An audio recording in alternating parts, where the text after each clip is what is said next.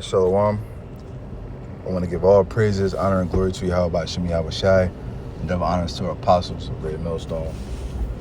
And blessings to you brothers that's doing this work. All right, so this is Samat coming through the spirit again. I've been watching some videos, man, and not necessarily particularly pertaining to the word, but we all know that all things work together for the word. So, but basically, I was watching these videos, and it was these women having conversation on this podcast,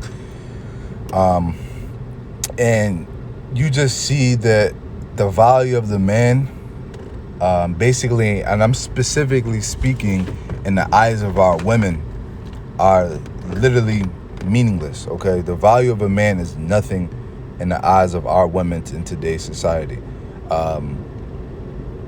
You can see that the heathen nation, their women treat our men better than our own women do, and if you pay attention and you really look, you will see that that's part of the reason why you got a lot of jakes that deal with heathen women, right?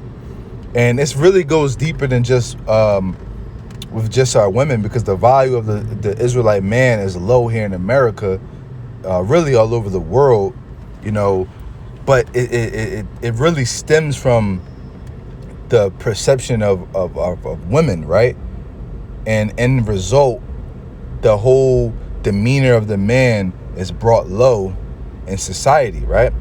Because it's a saying that if you want to know the status of a nation, roughly, I'm paraphrasing it, but if you want to know the status of a nation, look at their women, right? And our women are way left, man. Just completely going off, done, harlots, just not fit to be parents. It's not fit to be wives. It's a number of things, right? So I'm gonna start with Isaiah. Let me see. Let me grab the whole chapter because I might want to read up a little bit. I might just get to the point. Yeah, let's just get to the point. Isaiah 3:12. As for my people, children are their oppressors, and women rule over them. O my people, they which lead thee cause thee to err and destroy the ways of thy path. And you see that heavily in our community, in our culture, man. Our women tend to so-called wear the pants in a relationship. Women are the ones calling the shots. Even when you go to jobs, a lot of times you see there's always women managers and supervisors. That's a thing that's coming of the future. And it's part of the reason why men are so weak and devalued, because now you got all these women that are working and aspiring to do big things, and they're working and they're bringing in money. And part of the podcast, when you listen to it, a big part about it was that the women's perception of the man's value is only based on his wallet. If a man can't provide the lifestyle that these women want, he's no longer valuable. A man could be disciplined, hardworking, great father, great husband, kind, assertive, understanding, great communication skills. I'm talking about all the key qualities to a man that really a woman would take pride in. But if his wallet doesn't reflect directly upon that woman's lifestyle, then he's no longer valuable, right? And this is the conversation these women were having. It was like, I don't care if my man he's ambitious and he feels like he's living his purpose and he wants to give back to children. So he's an inner city teacher and this is his passion. He's a hardworking man. He works 12 hours a day and he feel like he's making a change and a difference in the world. That's a good man, right? But he's a great father. He's a great husband. He's a great man, honest, integrable, everything, right? But because he only makes $50,000, $60,000 a year, he's not good enough for this woman, right? It's not that he's a bum. It's because a man's value in society is only based upon his wallet and not the things that the value of a man really brings to a family, right? Because in this society, the man, specifically going to the Israelite man, has been brought low, right? We have no place in our homes, right? The women feel like they don't need us because they can pay for themselves. And they can do all these things, but that's not what a man is necessarily for. Being a provider goes far beyond just monetary. Being a provider is someone who we provide security, we provide guidance, we provide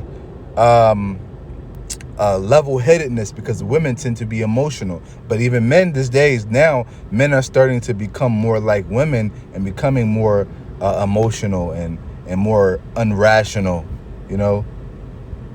But you have the man, and now I'm specifically going into the Israelite man, the brothers that are sincerely doing this work in truth and sincerity. We're putting on that essence of what it is to really be a man of the Lord, what it actually really means to be a man, and we're not getting the respect that we deserve, right? Even from our own women, they still don't respect us, man. In society, they don't respect us, right? And we have a certain order in which we like to do things, in which we would have our house to be ran, and we can't even do that in society because Esau has manipulated our women and our children to feel like they can do whatever they want to do and whatever they deem is right. But that's going to change. Let's go over here. Isaiah 13:12. I will make a man more precious than fine gold, even a man than a golden wedge of Ophir. So a man is going to be more precious than gold, okay? And this is going to start during Jacob's trouble. And you can go into Isaiah 32:2, where it says, a man shall be a hiding place, right? A covert from the tempest. So a man is going to be a sense of protection, a sense of guidance, a sense of security, right? Which are the key things that men provide to a family that a woman just cannot provide. And right now, the women don't feel like they have, they don't need that luxury or whatever. Or they don't need that because they have 911 on speed dial. They have cameras and a court system and a justice system that is designed for their benefit. Actually, another example, just Tuesday's camp me and the brothers had. At the end of our camp, there was this Eve, this so-called black woman, was driving this little ambulance, like little van, and there was another Jake and his girl in front of them, and I don't know what happened, but when they pulled up at the intersection at the light, honking, she has like a little blowhorn, I guess, that's built into the car, and she's screaming out of it, talking shit, you bitch ass nigga, excuse my language, but this is what she was saying, fuck you, blah, blah, blah. Mind you, doors locked, windows rolled up, the guy hopped out the car, walked up to the window, she talking crazy shit out the window. Mind you, got the window rolled up and the doors locked. And that's the women today, man. That's our women. They hide behind the luxuries that Esau have given them and think that they the shit, man. And they don't have to respect the man. But in reality, if a man was to put his hands on you, he will fuck you up. But y'all want to talk shit. Y'all want to put your hands on men and disrespect men, right? But then when a man asserts himself and stand up, y'all want to play victim, man. Fuck that, man. The Lord is about to put the man back in his rightful place in the earth, man. Specifically going to the Israelite man, okay? Starting with the elect. When Jacob's trouble hit, you women are going to be humbled beyond measure. Lord about to take this thing back 2,000 years, man. Y'all women ain't gonna have no protection out here. And you got all these creeps and all these fucking crazy dudes and seeing y'all dressing naked every day, posting naked pics and doing all these thirst traps and shit. Y'all women gonna get it in those days, man. And rightfully so. Not really rightfully so, but you reap what you sow, okay? Y'all wanted to sow lust and sexuality and like y'all the shit. So watch when martial law hit, and when you got all these cops that are not working because they're worried, they're going to be worried about protecting their families, right? You're not going to have these female cops out here. Female cops, they keep their hand on their radio, ready to call for backup, hand on their gun, because they can't fight, because they're women, right? I'm not saying that women can't fight, but when you if you a 5'2", 140-pound woman, what you think you about to do against a 6 foot, 225-pound man full of testosterone? The fuck out of here, man. Listen, y'all, that the time is coming to an end where a man, the Israelite man, is going to be devalued and put on the bottom. Okay, that time is coming to an end. So, hey, Lord willing, Yahweh Bashim Yahushai, strikes this place with fury soon, man, to put that man on top. And this is part of that humbleness is going to the women, but also the value of that man is going to go back up.